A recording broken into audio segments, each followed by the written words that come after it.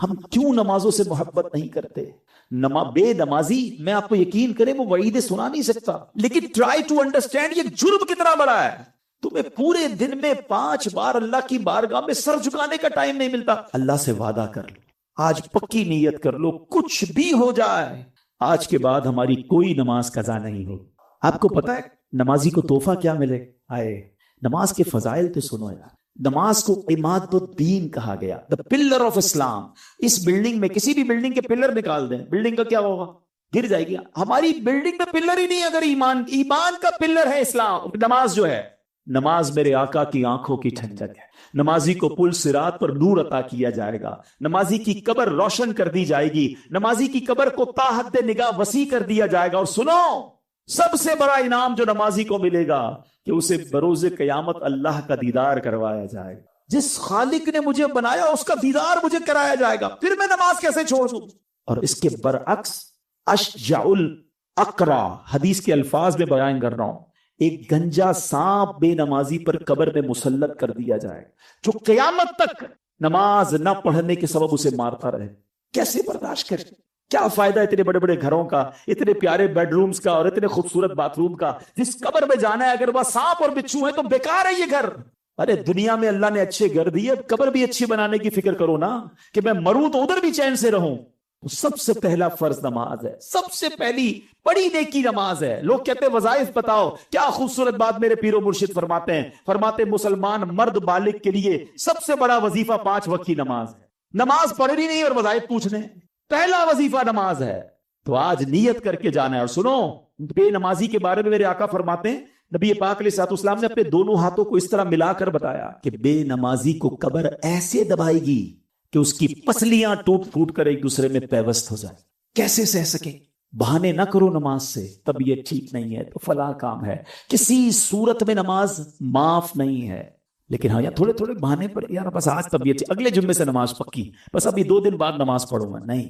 آپ جہاز میں ہیں، آپ ٹرین میں ہیں، آپ بس میں ہیں، آپ سفر میں ہیں، آپ گھر میں ہیں، آپ نے نماز پڑھنی ہے۔ اور یقین کریں، خوش نصیب ہیں وہ لوگ جو نماز کے پابند ہیں۔ یقین کریں، ان کو نماز کے بغیر چین بھی نہیں آتا۔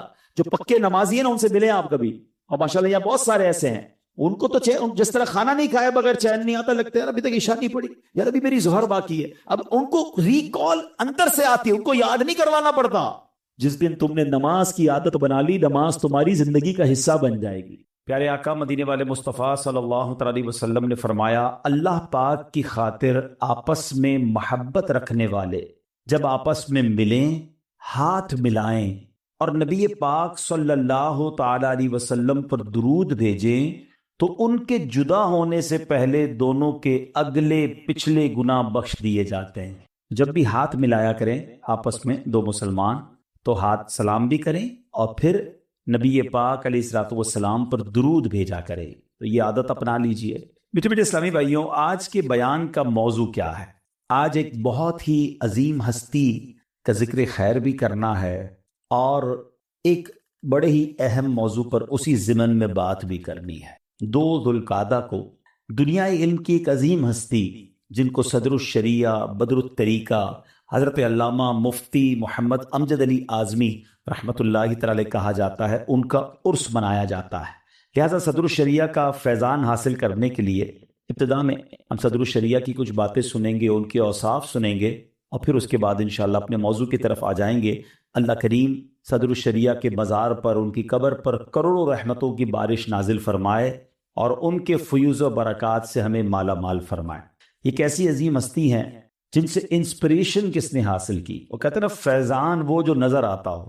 آج ساری دعوت اسلامی کے جو بانی ہیں، پوری دنیا دعوت اسلامی میں جو اتنا بڑا کام ہو رہا ہے، اس کو سٹارٹ کرنے والے، اس کا بیڑا اٹھانے والے، اس کے لیے کوششیں کرنے والے حضرت شیخ طریقت امیر اہل سنت حضرت علامہ مولانا محمد الیاس ستار قادری۔ آپ اپنے بچپن کا ایک واقعہ سناتے ہیں، فرماتے ہیں میرا بچپن یہ لڑکپن کا واقعہ ہے۔ ایک دن میں اپنے بڑے بھائی جان، جو ان کا انتقال ہو گیا، اللہ ان کی بھی مغفرت فرمائے، کہتے ہیں نماز ظہر غالباً میں ادا کر کے کراچی کے علاقے خارا در کے قریب میٹھا در میں بادامی مسجد ہے، وہاں سے باہر نکلا۔ امام صاحب نماز سے فارغ ہو کر مسجد کے باہر آ چکے تھے۔ کسی نے مسئلہ پوچھا تو امام صاحب نے اپنے کسی شاگرد یا کسی نمازی کو کہا کہ ذرا جا کر باہر شریعت لے آؤ۔ امیر علیہ سنت فرماتے ہیں کہ میں نے تو کبھی اس کتاب کا نام نہیں سنا تھا، بہار شریعت بھی کوئی کتاب ہے. تھوڑی دیر ہوئی تو کتاب آئی، اس کے مین پیج پر بڑا بڑا بہار شریعت لکھا تھا، اور جب اس کو امام صاحب نے پیج کھولا، فرمایا مجھے میرا اتنا مطالعہ تو نہیں تھا، مگر ہر پیج پر بڑے بڑے حروف سے مسئلہ مسئلہ مسئلہ لکھا ہوا تھا. امیر علیہ فرماتے بچپن ضرور تھا مگر مجھے اس وقت بھی شرعی مسئلوں کا بڑا شوق تھا، فقہی مسائل کا بڑا شوق تھا. میرے منہ میں پانی آیا کہ کاش یہ کتاب میرے پاس ہوتی، مگر ظاہر غربت کے دن تھے، بچپن تھا. تو معلوم کرنے پر پتہ چلا کہ یہ کتاب 28 روپے کی ملتی ہے. یہ بات ہو رہی ہے آج سے اپروکسیمیٹلی 60 سال پرانی. امیر علیہ سنت کی ماشاءاللہ عمر 72 سال کی ہے. تو 60 سال پہلے، 55 سال پہلے جو بزرگ بیٹھے ان سے پوچھے 28 روپے ایک بڑی اماؤنٹ تھی. 32 روپے کی جلد والی تھی، 28 روپے کی بغیر جلد والی تھی. فرماتے تھوڑے تھوڑے پیسے جمع کیے، ایک وقت آیا کہ میرے پاس اتنے پیسے جمع ہو گئے کہ میں نے بہار شریعت خرید لی. بہار شریعت خریدی، گویا مجھے میرے پاس بہت بڑا خزانہ آ گیا. اور امیر اہل سنت فرماتے ہیں کہ یہ وہ دور ہے کہ مفتی امجد علی اعظمی صاحب کا جو فیضان مجھے ملا، بہار شریعت کا فیضان ملا، کہ آپ فرماتے ہیں آج بھی علماء کی ضرورت ہے اور ان کے مبارک مسائل سورج کی کرنوں کی طرح جگمگا رہے ہیں. بہار شریعت کو فقہ حنفی کا انسائکلوپیڈیا کہا جائے تو بے جا نہیں ہوگا. جس نے آپ میں سے پڑھی وہ جانتے وہ کیا کتاب ہے. یعنی یہ ون آف دا یونیک بک ہے فقہ حنفی کی، کہ اتنے مسائل اس پہ آپ نے تحریر فرمایا اور اتنی باریک بینی سے آپ نے کام کیا. تو امیر اہل سنت دامت برکاتہ العالیہ اتنی گہرائی سے مسائل کو آج بھی بیان کرتے ہیں، اور آپ فرماتے ہیں یہ بہار شریعت کا فیضان ہے. ایسا لگتا ہے امیر اہل سنت کو بہار شریعت کے بہت سارے مسائل حفظ ہیں. تو ہم کہہ سکتے ہیں کہ آج دنیا میں اتنا بڑا دین کا کام جس شخصیت نے کیا، ان کو بھی فیضان نصیب ہوا صدر الشریعہ بدر الطریقہ کا.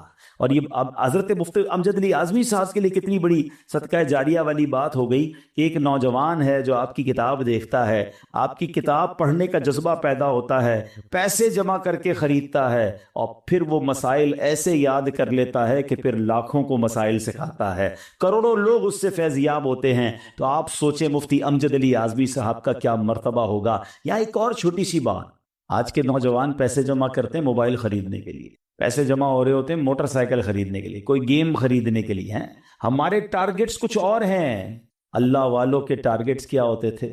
علم مل جائے، دین سیکھ لیں. اچھا آج بھی امیر اہل سنت کا تو ہم نے واقعہ سن لیا، لیکن اگر آپ واقعی کسی صحیح عالم دین سے مل لینا اور ان سے پوچھے کہ آپ کی خواہش کیا ہے، تو وہ تمنا کر کے بیٹھے ہوں گے یار تھوڑے پیسے جمع ہو جائیں تو وہ والی کتاب خریدنی ہے، وہ سیٹ خریدنا ہے، وہ تفسیر کی کتاب خرید. یعنی ان کے لیے خزانہ یہی ہے.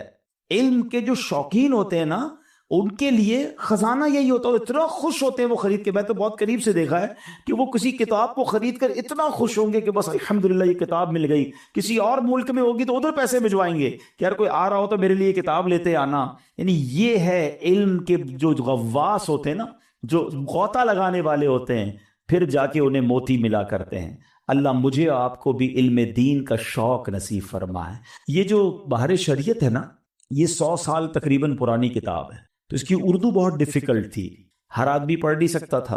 تو الحمدللہ امیر اہل سنت نے بچپن میں جس وقت خریدی تھی، کون سوچ سکتا تھا کہ یہ وہ بندہ، یہ وہ بچہ کتاب خرید رہا ہے کہ اس کے بعد ایک ایسا ادارہ بن جائے گا کہ جو ہزاروں کتابیں لکھے گا.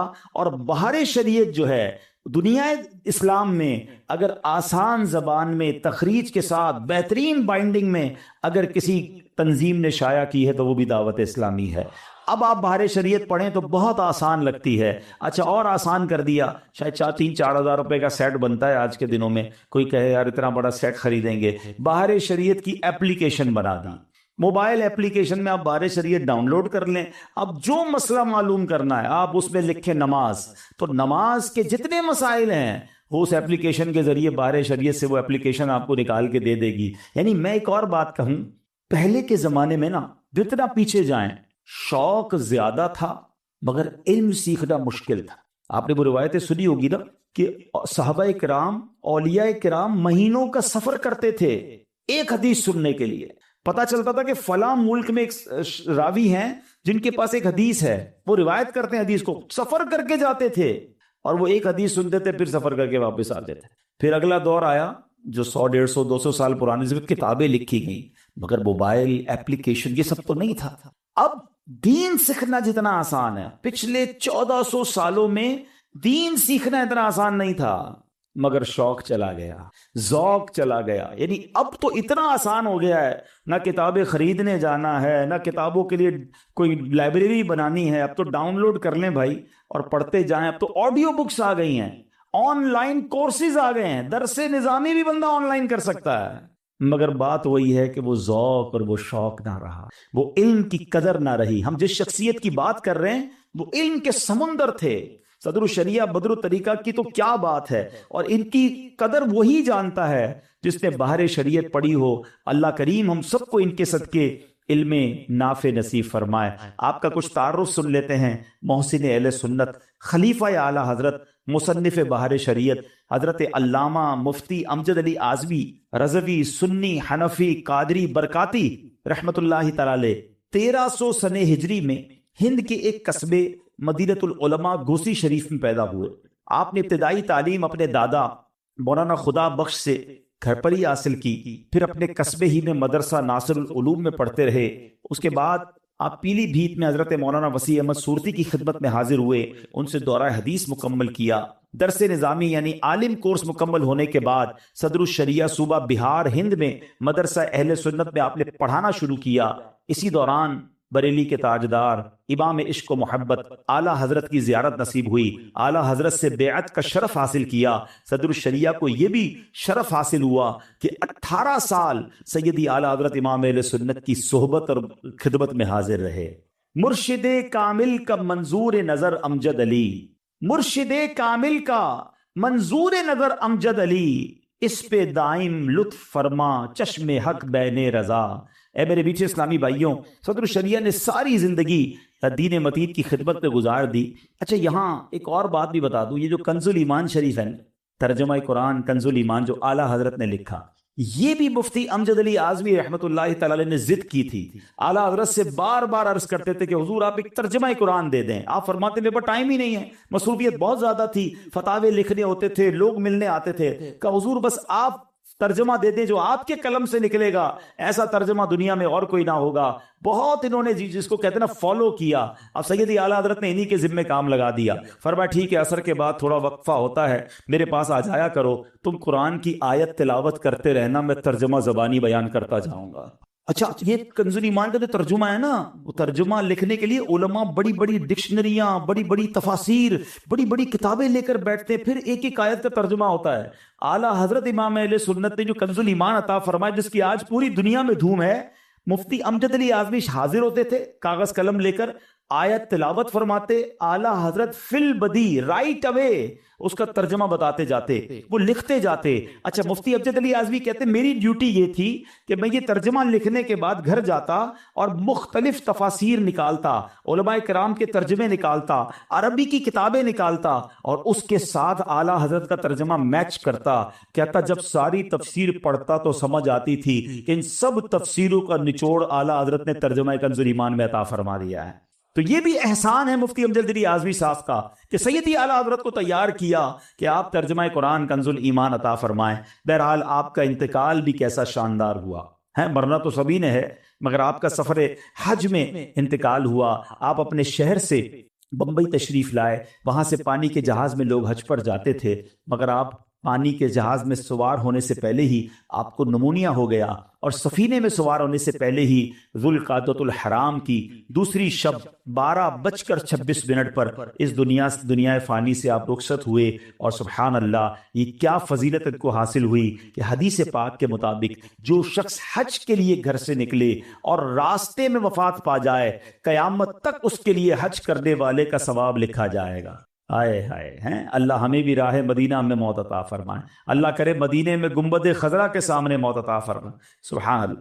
تو میٹھے اسلامی بھائیوں، اب صدر الشریعہ بدر الطریقہ کی اور کچھ باتیں بھی سن لیں، جس سے مجھے اور آپ کو کچھ سیکھنے کو ملے اور اپنی ذات میں امپلیمنٹیشن کر سکیں۔ صدر الشریعہ کا بہت سارا عبادت کا شوق تھا، مگر نماز کا یہ عالم تھا، اللہ، نماز کی پابندی کا عالم یہ تھا، کبھی آپ کی نماز قضا نہیں ہوتی تھی، شدید سے شدید بیماری میں بھی آپ نماز ادا فرماتے۔ ایک بار آپ اجمیر شریف میں تھے، آپ کو شدید بخار ہوا، بے ہوشی طاری ہو گئی، ظہر کے وقت شروع ہونے سے پہلے آپ بے ہوش ہو گئے اور اثر تک اسی حالت میں رہے. جیسے ہی بیدار ہوئے نا تو آپ نے اپنے شاگرد سے کہا یہ بتاؤ ظہر کا وقت باقی ہے کہ نہیں؟ کہ حضور ظہر کا وقت تو چلا گیا. اللہ، اب یہ سننا تھا کہ آپ کے چہرے کی کیفیت ایسی ہو گئی کہ بہت تکلیف ہوئی ہو، آنسو نکلنا شروع. کہ حضور خیر تو ہے؟ کہاں تکلیف ہو رہی ہے؟ کہ تکلیف نہیں ہو رہی، بس تکلیف یہ ہو رہی ہے کہ ظہر قضا ہو گئے. کہ حضور آپ تو بے ہوش تھے. جب بندہ بے ہوش ہوتا ہے تو وہ مکلف نہیں ہوتا، اس کو گناہ نہیں ہوگا. آپ فرماتے ہیں کہ ٹھیک ہے گناہ تو نہیں ہوگا، مگر میں مقررہ وقت پر دربار الہی میں حاضری سے محروم ہو گئے. وہ ٹائم تھا اللہ کی بارگاہ میں حاضر ہونے کا، وہ ٹائم مجھ سے چلا گیا. اے میرے میٹھے اسلام، بے ہوش ہیں، بستر پر ہیں، مگر تکلیف یہ ہے کہ نماز چلی گئی. ایک بار زندگی میں کبھی ایک بار ایسا ہوا ہمارے ساتھ، جو موبائل گرنے سے، جیب کٹنے سے، پیر پہ ٹھوکر لگنے سے تمہیں تکلیف ہوئی، اتنی بھی تکلیف کبھی نماز قضا ہونے پر ہوئی؟ بلکہ نماز قضا کرنے کے تو کچھ لوگ بہانے ڈھونڈتے ہیں. ہاں معذرت کے ساتھ، بس یار آج سر میں بہت درد ہے، کل سے پڑھ لوں. آج طبیعت ٹھیک نہیں ہے، بس آج رہ جا، اگلے جمعے سے پڑھ لوں. یہ نہ کرو. اچھا ایک اور بڑا پرابلم ہے، جو پکا نمازی بھی ہو نا، ٹرین میں تو گئی نماز اس کی، ابھی ٹرین میں کہاں وضو کریں گے، کہاں نماز پڑھیں گے. ٹرین میں کھانا پھر کیسے کھاتے ہو بھائی؟ نہیں وہ تو اسٹیشن سے کھا لیتے ہیں. نہیں وہ تو گھر سے لے کے جاتے ہیں. بس میں نماز گئی، یار بس میں کہاں اتریں گے، جہاز میں. اچھے خاصے نمازی کی نماز بھی سفر میں چلی جاتی ہے. کیوں چلی جاتی ہے بھائی؟ سب سے پہلا فرض نماز ہے. یہ بستر پر ہیں، بے ہوش تھے، مگر اٹھتے ہی پہلا سوال کہ نماز کا وقت ہے کہ نہیں. اللہ کرے ہماری گٹی میں نماز ہو جائے، ہماری زندگی کا سب سے مین ٹاپک ہی نماز ہو جائے. اور یہ فرض بھی تو ایسا ہی ہے نا، سب سے پہلا فرض ہے نماز، اور پھر نماز کے بعد افضل لوگ وہ ہیں جس کو بہت پسند کیا گیا، وہ جماعت ہے. کہ بندہ نماز بھی پڑھے اور جماعت کے ساتھ پڑھے، مسجد میں آ کر پڑھے. سبحان اللہ. سیدی صدر الشریعہ کا جماعت کا معمول کیسا تھا؟ بوڑھے ہو گئے تھے مگر پھر بھی مسجد میں پہلے پہنچ جاتے. بعض اوقات تو ایسا ہوتا کہ مؤذن صاحب لیٹ ہوتے تو آپ ہی جا کر اذان بھی دے دیا کرتے تھے، اتنا مسجد جانے کا شوق تھا. ایک بار آخری جب وقت تھا، بڑھاپا بڑھ گیا، تو آپ کی بینائی کمزور ہو گئی. فجر کے لیے گھر سے نکلے جماعت کے لیے، تو آپ کے گھر اور مسجد کے درمیان ایک کنواں بھی تھا، اور کنواں کھلا ہوا تھا. کنویں کے اوپر منڈیر ہوتی ہے نا، دیکھا نا آپ نے، وہ چھوٹی سی جس کو ہماری بھیم میں پاڑی کہتے ہیں، تو ایک منڈیر سی بنی ہوئی تھی. تو آپ اندھیرے میں جا رہے تھے، نگاہیں کمزور تھی، آپ اس منڈیر پہ چڑھ گئے اور قریب تھا کہ اس کنویں میں گر جاتے. پیچھے سے خاتون نے آواز لگائی کہ مولانا صاحب کنویں میں گر جاؤ گے، آگے مت بڑھو. پھر آواز سے سمجھ آئی کہ میں کہیں اور نکل گیا ہوں. واپس آئے اور مسجد پہنچے اور آپ نے نماز فجر با جماعت ادا. اس کیفیت میں بھی ان کی جماعت نہیں جاتی تھی. اور آج ہم ہیں، یار گرمی بہت ہے، سردی بہت ہے، تھک گیا ہوں، لیٹ سویا ہوں. نہیں میرے بیٹھے اسلامی، جماعت یہ بہت بڑی نعمت ہے، اور جماعت کو جو تھام لیتا ہے نا، اس کی نماز اور پکی ہو جاتی ہے. اور نماز کے جماعت کے بارے میں تو کیسی کیسی سبحان اللہ ہم نے فضیلتیں سنی. قرآن مجید فرقان حمید میں اللہ تبارک و تعالی ہمیں جماعت کے بارے میں گویا کس طرح میں ارشاد باری مل رہا ہے. اللہ فرماتا ہے وَارْكَعُوا مَعَ الرَّاكِعِينَ، اور رکوع کرنے والوں کے ساتھ رکوع کرو. اس آیت کی تفسیر میں کیا ہمیں سننے کو ملتا ہے؟ آپ سنیں اور ایمان تازہ کریں کہ مفسر قرآن حضرت مفتی احمد یار خان نعیمی فرماتے ہیں اس آیت کا مطلب یہ ہے کہ جماعت سے نماز پڑھا کرو، کیونکہ جماعت کی نماز تنہا نماز پڑھنے سے 27 درجے افضل ہے. ہر مسلمان مرد جو عقل مند ہے، پاگل نہیں ہے، بالغ ہے، نابالغ نہیں ہے، آزاد ہے، غلام نہیں ہے جیسے پہلے کے دور میں غلام ہوتے تھے، اور مسجد تک پہنچنے کی طاقت رکھتا ہے، اس پر 5 نمازیں مسجد میں آ کر با جماعت ادا کرنا واجب ہے. اگر بغیر کسی شرعی مجبوری کے ایک بار بھی جماعت چھوڑے گا تو گناہگار ہوگا، اور کئی بار جماعت ترک کرے گا تو ایسا شخص فاسق ہے. اور جو شخص مسجد میں پہنچنے کی طاقت نہیں رکھتا، مثلا نابینا ہے یا اس کی ٹانگیں سلامت نہیں ہیں، شدید بیمار ہے، چل پھر نہیں سکتا، ایسے شخص پر اگرچہ جماعت واجب نہیں ہے، البتہ افضل اس کے لیے بھی ہے کہ یہ بھی مسجد میں آ کر با جماعت نماز ادا کرے. الحمدللہ نبی پاک علیہ الصلوۃ والسلام کا عمومی عمل یہی تھا کہ آپ فرض نمازیں با جماعت ادا فرماتے. سبحان اللہ. پیارے آقا علیہ الصلوۃ والسلام کی بارگاہ میں بیماری کی حاضری تھی، سخت بیماری کا وقت تھا. بی بی عائشہ صدیقہ رضی اللہ تعالیٰ فرماتی ہیں حضرت بلال نبی پاک علیہ الصلوۃ والسلام کو نماز کی اطلاع دینے آئے کہ حضور نماز کا وقت ہو گیا ہے. پیارے آقا علیہ الصلوۃ والسلام علالت میں تھے، فرمایا ابو بکر سے کہو نماز پڑھ۔ سیدنا صدیق اکبر رضی اللہ عنہ نماز پڑھانے میں مشغول تھے، امامت فرما رہے ہیں، صحابہ پیچھے صفیں بنائے کھڑے ہیں۔ اس دوران نبی پاک علیہ الصلوۃ والسلام کو اپنی طبیعت میں کچھ بہتری محسوس ہوئی تو 2 شخصوں کو سہارا دینے کی سعادت عطا فرمائی، اور میرے آقا ان سہارا عطا فرماتے ہوئے مسجد میں تشریف لے آئے۔ ابھی جماعت جاری ہے۔ صدیق اکبر رضی اللہ تعالیٰ عنہ نے جب پیارے آقا کے قدموں کی آہٹ سنی نا، کیسا عشق تھا، قدموں کی چال سے پہچان گئے آقا آ رہے ہیں، تو آپ جو ہے اپنی لیفٹ سائڈ تھوڑا سا پیچھے ہٹنے لگے، تو نبی پاک نے انہیں اشارہ فرمایا کہ پیچھے نہ ہٹو۔ پھر آپ علیہ الصلوۃ والسلام صدیق اکبر رضی اللہ عنہ کی جو بائیں طرف بیٹھ گئے، صدیق اکبر نے کھڑے ہو کر اور آپ نے بیٹھ کر نماز ادا فرمائی۔ صدیق اکبر رضی اللہ تعالیٰ عنہ کی اقتداء میں نبی پاک علیہ الصلوۃ والسلام نے یہ نماز ادا فرمائی۔ اس سے پتہ چلتا ہے کہ پیارے آقا علیہ الصلوۃ والسلام کو جماعت سے کتنی محبت تھی۔ نبی پاک اس کیفیت میں بھی مسجد میں تشریف لائے، سہارا لے کر بھی آنا پڑا تو میرے آقا تشریف لائے۔ تو اے میرے بیچ اسلامی بھائیوں، سے ہمیں پتہ چلتا ہے کہ جماعت کی کیا اہمیت ہے۔ سیدی اعلیٰ حضرت امام اہل سنت کے بارے میں آتا ہے، ایک بار ربیع الاول شریف میں 12ویں شریف کی محفل پاک میں شرکت کرنے اور بیان فرمانے کے بعد شام کو سیدی اعلیٰ حضرت شدید بیمار ہو گئے۔ اس مرض کی شدت بیان کرتے ہوئے خود اعلیٰ حضرت فرماتے ہیں، اس بار ایسا بیمار ہوا کبھی نہ ہوا تھا، اپنا وصیت نامہ بھی لکھوا لیا۔ اس برس کی حاضری کے دوران ایسی نازک حالت تھی کہ مسجد آپ کے گھر کے بالکل قریب تھی، اس کے باوجود خود چل کر مسجد میں حاضر نہیں ہو پاتے تھے، لیکن قربان جائیے ان کی جماعت سے محبت پر کہ آپ نے 5 نمازیں مسجد ہی میں با جماعت ادا کی۔ طریقہ یہ ہوتا 4 بندے آتے، کرسی سمیت آپ کو اٹھاتے اور مسجد تک لے جاتے تھے، مگر آپ 5 نمازیں با جماعت ادا کر۔ اے وہ لوگوں جن کے پیر سلامت ہیں، جن کی آنکھیں سلامت ہیں، ہم واقعات ان کے سن رہے ہیں جو چر نہیں پا رہے تھے، ان کے واقعات سن رہے ہیں جو دیکھ نہیں پاتے تھے پھر بھی مسجد میں آتے، اور ہم ہیں کہ صحت کی عالم میں مسجد میں آنے میں سستی کرتے ہیں۔ اچھا، ایک عجب بات یہ ہے، رمضان میں مسجدیں بھری ہوئی تھی، ایسا کیا ہوا کہ رمضان کے بعد نہیں آ سکتے؟ سوچو۔ اور جو لوگ یہ کہتے ہیں نا میں مسجد میں نہیں جا سکتا یا نہیں جا پاتا، سچی بات یہ میری اور آپ کی اوقات ہی نہیں ہے مسجد میں نہ آ سکیں۔ ارے تمہیں بلایا نہیں جا رہا ہے، افسوس کرو کہ تمہیں یہ حکم نہیں مل رہا، تمہیں اجازت نہیں مل رہی۔ مسجد کس کا گھر ہے بتاؤ نا؟ آپ کے گھر میں آپ کی اجازت کے بغیر کوئی آ سکتا ہے؟ بیل بجائے حضرت آپ کے گھر میں آنا، کہیں کون ہے بھائی میں تو نہیں جانتا۔ جب میرے اور آپ کے گھر میں کوئی بغیر اجازت نہیں آ سکتا، اللہ کے گھر میں کیسے آئے گا؟ خوش نصیب وہ ہیں جنہیں 5 وقت بلایا جا رہا ہے، وہ اللہ کے پسندیدہ بندے ہیں نا، انہیں بار بار وہ اپنے گھر میں بلا رہے، تمہیں نہیں بلا رہا۔ اے جمعے کی نماز میں مسجد میں آنے والوں، ہمیں تو رونا چاہیے کہ اللہ ایسی کون سی غلطی ہو گئی کہ میں روز تیرے گھر نہیں آ پا رہا۔ آیا کرو مسجد میں، ادب کے ساتھ آیا کرو، شوق کے ساتھ آیا کرو، خوش ہو کر آیا کرو کہ میں اچھا مثال کے طور پہ آپ کو کوئی علاقے کا بہت بڑا آدمی، کونسلر نہیں، چلو منسٹر تو صدر وزیر اعظم بلا لے، پتہ نہیں کتنے دوستوں کو بتائیں گے پتہ ہے مجھے اس نے بلایا ہے، ہاں میں اس کے گھر جا رہا ہوں، تیاری کر کے کپڑے بھی اچھے پہن کے پرفیوم عطر لگا کے۔ مسجد میں کیسے آتے؟ جیسے ہی کپڑے گندے میلے ویسے ہی آ گئے، دکان سے اٹھے ویسے ہی منہ بھی میلا، دانت سے بھی بدبو آ رہی، کپڑوں سے بھی پسینہ آ رہا۔ ارے کسی بڑے آدمی کے گھر پہ ایسے جاتے؟ اللہ کے گھر میں آئے ہو ادب سے آؤ، جتنا ادب کرو گے اتنا اور نوازے گا، تمہاری جھولیاں بھر کے تمہیں بھیجے گا۔ ایک اور بات، لاجیکلی بات، آپ کے گھر پہ جب مہمان آتا ہے آپ کیا کرتے؟ تیاری کرتے ہیں، یار مہمان آ رہا ہے ذرا اچھی اس کی خاطر تواضع کرنی ہے، خوش ہو کر جائے، میرا گھر دیکھ کر جائے گا تو ذرا اچھے انداز سے گھر کو، اور آنے والے کو آپ کو تحفہ بھی دیتے ہیں، ایسا ہی ہے، چاہتے ہو نا مہمان خوش ہو کے جائے۔ ارے جب اللہ کے مہمان بنو گے تمہیں وہ بھی خوش کر کے بھیجے گا، جھولیاں بھر کے۔ اچھے مہمان بننا۔ ہاں کچھ مہمان آپ کے گھر پہ بھی آتے ہیں جو شور مچاتے ہیں، گندگی کرتے ہیں، آپ کے گھر میں ہی آ کر آپ کو ہی تانے دے رہے ہوتے ہیں، بندہ بولتا ہے اس کو نہیں بلاتا۔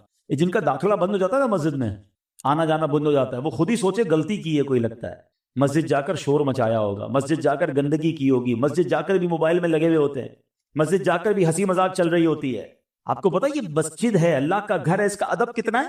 روایتوں میں آیا مسجد میں ہنسنا قبر میں اندھیرا لاتا ہے۔ ہم تو قبر روشن کرنے آتے ہیں مسجد میں، اور قبر بھی اندھیرا کر کے چلے گئے، کیونکہ مسجد کا ادب والا کانسیپٹ ہی نہیں ہے نا۔